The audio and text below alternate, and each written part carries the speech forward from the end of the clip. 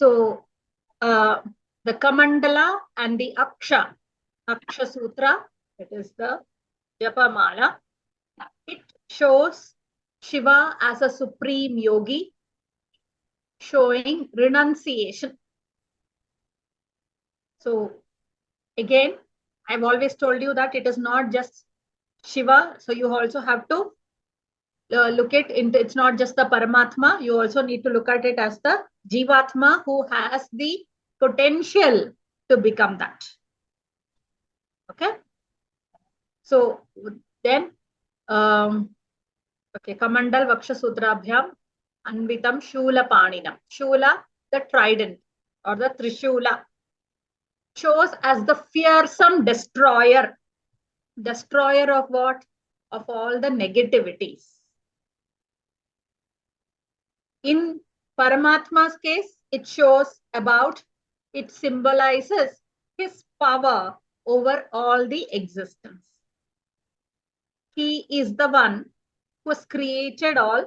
He has the control of everyone or everything in this existence. From the Jivatma point of view, once we are able to have a control of our mind, of our senses, of our body, everything, then we are in, there is no fear at all. We become in par with the Paramatma. When we lose our mind, not lose our mind, having a control over our mind, that is, we are able to bring this mind into a steady state where this mind will completely go down, where we are not bothered about any thoughts. Nothing comes in when we are in our deep meditation. We saw that in Yoga Sutra yesterday, where we go to Nirbija Samadhi, where there is no seed at all. There is no mind. There is no samskaras. There is no karmashayas. There is no karma, nothing. At that particular state, the Jivatma is equal to Paramatma. So this Trishula is that which takes away, one is our negativities. And the second thing is, like how Shiva, the Paramatma, has control over the existence. Our existence is this. And this comprises of body, mind, and senses, the gross thing. If we have control over this, then we have succeeded in our life. So that is what this means. Now, Jwalantam Pingala Jatha Shikha Madhyota Dharinam. So this one shows the divine radiance, his glowing form. That is what we have seen. This divine radiance is not looked at as something which is handsome or beautiful or nice glow on the face, not that, but the glow which is coming from that wisdom. The wisdom, the knowledge that we have, that light of wisdom gives out a divine radiance.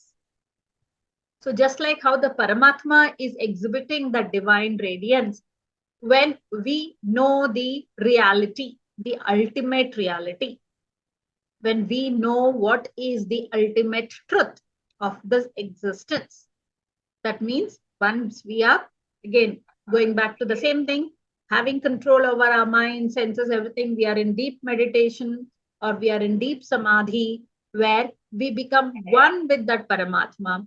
We understand the true knowledge. When we understand this true knowledge, then every one of us also will radiate with that divine glow. So you don't have to look at it as each different text gives different meanings, but everything points out to the same thing as to how we can transcend from whatever state that we are in to that divine state. So that potential is there. So every scripture is reminding us over and over of the potential that we have, what we have in store, what we have hidden and kept. It is time that we remove that lock from there, open it up, and feel that within us. And for that, nobody else will open the lock. It is you alone who has to do that. There is nobody, there is no magic formula which tells, okay, fine, I will bless you with this, I will bless you with that. It is not possible. You alone can bring that change. You alone can bring that transformation. It is not with anybody else. You have not given that key to anybody else. It is within you only.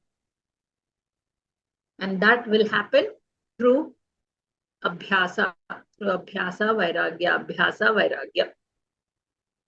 Vairagya is again not leaving out everything, but not completely getting attached to it. Oh, I can't live without this person. I can't live without this thing. If this doesn't happen to me, my life is gone. These kind of things where we are attached to either the objects or a person or anything else, which is maybe power or position or anything like that also. It need not be a physical thing itself. There are people who get attached to power and position. There are people who get attached to people. There are people who get attached to objects. That attachment, if you are able to remove, it's not that you have to leave it. Leave out everything, leave out all the relations, go to the forest. That's not what it is. It's there, it's there. It's not there, it's not there.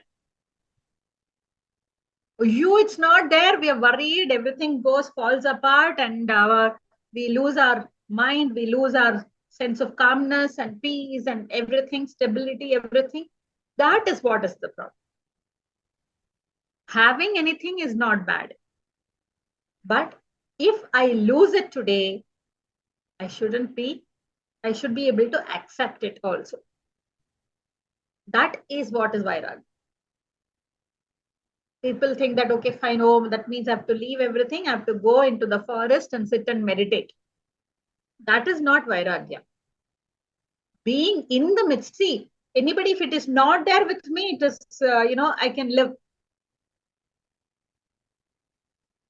Yeah, it's like dieting. Now I am sitting where nobody is having any food, and there I'm sitting and dieting. It's okay. Or everybody is having the same kind of food, and I say that I'm dieting, doesn't make any sense. Right? Even if the person sitting next to you is eating some junk and I have the control of not eating that junk, that is true Vairagya. If everybody is eating only dal and rice, and you are also eating dal and rice and say that you are a vegetarian or you are you eat only sattvic food, or you eat very less food, you don't eat too many or too many things are not there and all that. It's a very simple meal that I eat. It's no big deal. That's not a big deal at all. In the midst of every luxury, you take whatever you have to. Only then that is true Vairagya. Well, it's not. So that is why going into the forest is not a big deal. Being in the same place, whatever is happening around, see, that's what happens with relationships also.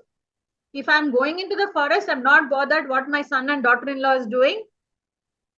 It's okay. No big deal. Anyway, they are not there in front of me.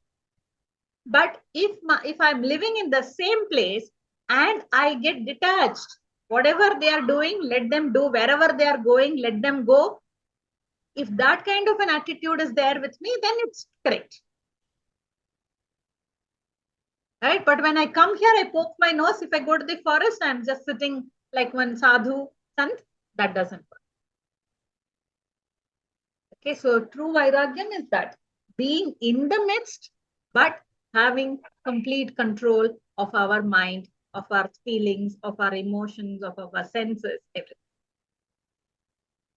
Okay, so that is what, so when we understand that light of knowledge, that eternal light of wisdom, the divine radiance comes naturally to us.